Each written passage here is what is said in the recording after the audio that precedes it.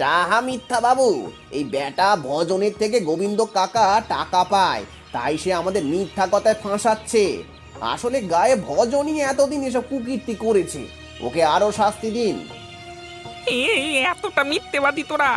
ওপরওয়ালা সইবে না বলে দিলাম। দেখেছেন বাবু, চোরের আবার ডাগর গলা। দেন ওকে আরো শাস্তি দেন।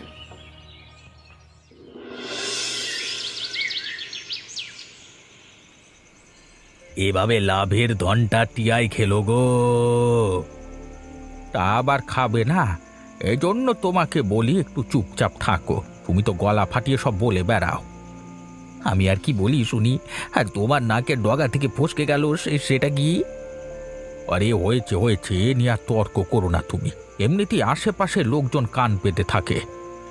এই গাধা ভজনটাকে দিয়ে কোনো কাজ ঠিকঠাক হয় না। আরে তুই একটা পুরনো বাড়িতে ওটাকে বেঁধে রাখ, কেউ দেখতো না।